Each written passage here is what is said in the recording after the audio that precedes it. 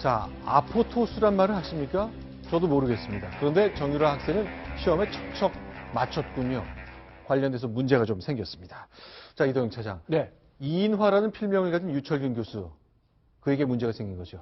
그렇습니다. 이화여대 유철균 교수에게 지금 구속영장이 청구가 네. 되어 있는 상태인데요.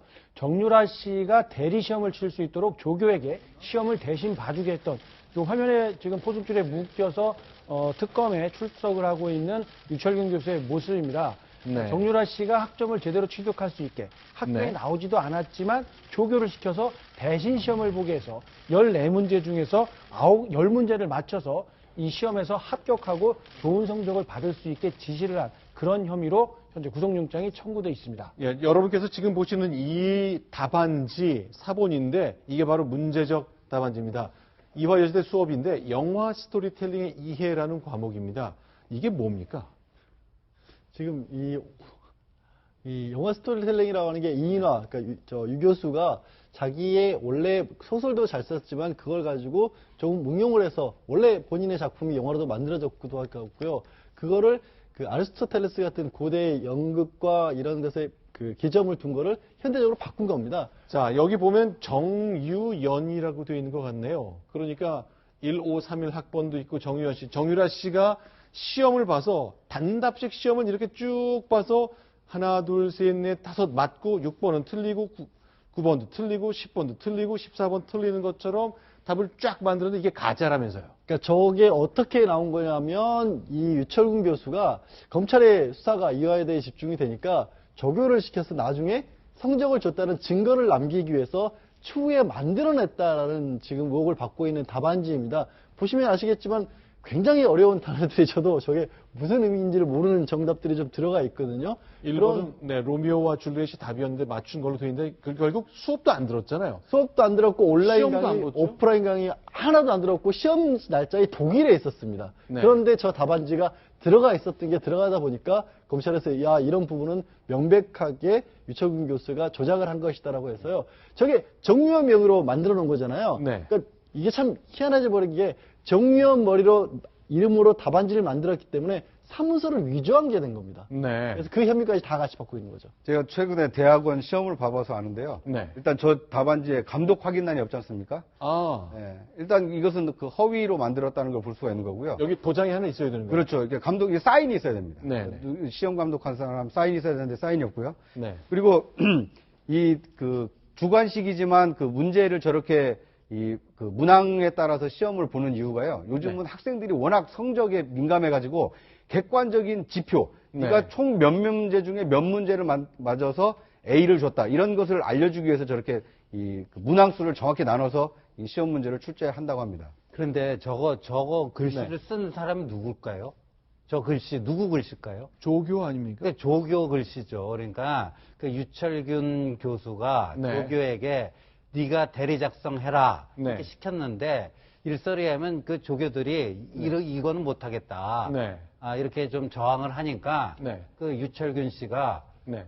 니들 그런 식으로 나오면 학계에서 그러니까 네. 조교 대학원생 조교는 다 대학원생들 아니에요. 박사 논문 지도를 받아야 그렇죠. 되니까. 직업적인 학자가 되기 위해서 대학원 다닌 건데 앞으로 이래 갖고는 뭐 니들 여기서 발붙일 수 없다라는 식으로 거의 그 협박조에 어떤 그걸 통해서 그 작성시킨 것 같은데 저 작성한 네. 조교들은요 무슨 죄가 있습니까? 네. 근데 저 조교들은 너무 탓하지 않았으면 좋겠습니다. 자, 그러니까 시험을 봤는데 본 걸로 되어 있는데 그때 출국 상태였거든요. 어떻게 봤느냐라고 의심을 했기 때문에 결국 이렇게 나왔습니다. 수사가 진행되니까 결국 가짜로 만들어서 조교에게 시켜서 답안지를 끼워 넣고 이걸 자, 정상적으로 봤다고 얘기를 하고 싶었던 거겠죠.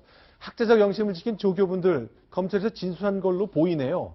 그것만큼만 봐도 이분들이 양심이 살아있다는 것 확인할 수 있었던 일인 것 같습니다. 하나 더 가보겠는데요. 그러면 오늘 이제 유철균 교수가 다 자백을 했다고 변호인이 얘기했거든요. 근데 자백한 것 중에 지금 보여드릴 지난번 청문회 영상을 완전히 뒤집는 게 나왔습니다. 기억하시겠지요? 김경숙 학장, 최경희 총장 얘기인데 김경숙 학장 얘기를 꺼냈습니다. 먼저 영상 보겠습니다. 김경수 증인, 최순실 씨 언제부터 하셨죠? 9월 학교에 방문하러 왔을 때 그때 처음 언제 봤습니다. 2015년입니다. 2015 년이요? 8월에서 9월 사이인 것 같습니다. 예? 저는 그 당시에 그 학생 이름조차도 생소했습니다. 언제 만났습니까? 2015년 가을쯤인가 저희 학교를 잠시 방문했을 때 잠시 들러서 인사를 했습니다. 정유라 딸과 잠시 같이 와서 거의 이렇게 선체로 이제 열심히 이렇게 훈련하고 다니겠다고 잠시 인사를 그럼 하고 갔습니다. 최순실이 네. 예, 지금 시점이 좀 중요한데요. 네. 저 가짜 답안지가 그러니까 시험을 치러지게 된 시점이 이미 그 9월 이전이 그해 봄이었거든요. 그러니까 재작년 1학기 시험이었잖아요. 그렇습니다. 2015년 1학기 시험 답안지가 조작이 된 겁니다. 네. 그런데 지금 최경희 총장이나 김경수 학장이 이야기하는 것은 나는 최순실 모녀를 2015년 9월인가 8월, 9월. 그때쯤 봤다 이렇게 설명을 하고 있습니다. 앞뒤가 맞지 않는 설명이죠. 유 교수는 그 이전에 이미 김 교수의 강력한 부탁을 받아서 저렇게 했다 이렇게 진술을 하고 있는데 반면에 정작 부탁을 한 당사자로 지목된 김정숙 교수는 오히려 그 이후 시점에 처음 최순실을 만났다라고 이야기하니 앞뒤가 맞지 않는 이야기죠. 자, 그러니까 일단 김경숙 학장이 3번을 부탁했다. 그래서 내가 이 두 사람을 만났다고 얘기했습니다. 3번을 부탁했다고 얘기하는 거죠. 처음 만난 잘 모르는 학부모의 그런 부탁을 학장이 교수에게 그것도 잘 봐줘라. 사실상 답안지 이렇게 고쳐가면서까지 잘 봐주라는 그런 외압성 부탁을 3번이나 했다. 그런데 나는 그 사람을 한참 뒤에나 처음 봤다. 이런 설명을 하고 있으니까 청문회장에서 했던 이야기가 모두 다 신뢰도를 잃어버리는 그런 결과를 낳고 있습니다. 자, 일단 최경희 총장은 아직 잘 모르겠습니다만 일단 김경숙 학장은 3번이나 유철균 교수한테 부탁해서 만났다는 그 사실을 좀 설명을 해야 되겠네요. 이것이 청문회 발언과 완전히 배치됩니다. 어쨌건 이런 논란의 중심에 다시 한번 서게 된 정유라 씨, 그가 체포됐다는 소식이 들려왔죠. 그렇습니다. 지금 덴마크에서 어제 현지 시간으로는 어제 밤이고요. 한국 네. 시간으로는 오늘 새벽입니다.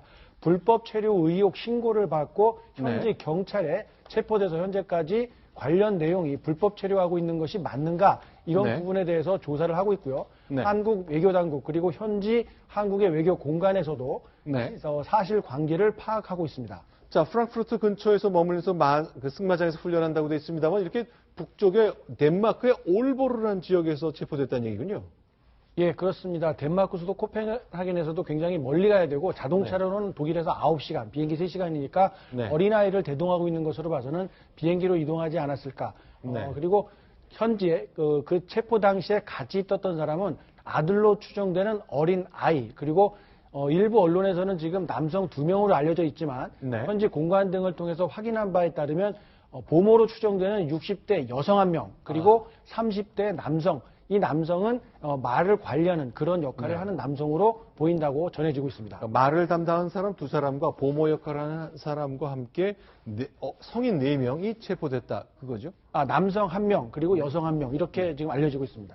자, 그런데 그러면 이제 이거 불법 체류라는 거 맞습니까?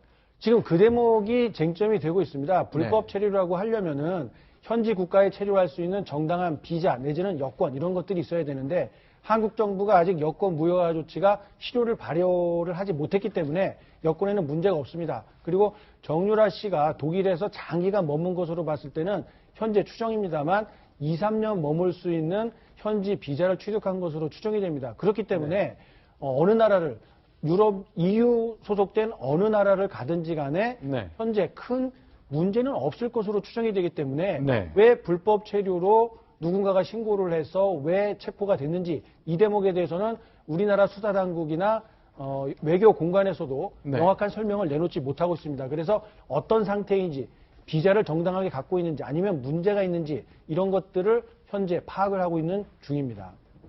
자, 정유라 씨 결국 이제 송환되겠죠. 그래서 진실이 한 발음 더 들어갈 수 있을 것 같습니다. 박근혜 대통령도 어제 기자들을 만나서 얘기를 꺼냈습니다만 글쎄요. 어떤 반응일까요? 소개하겠습니다.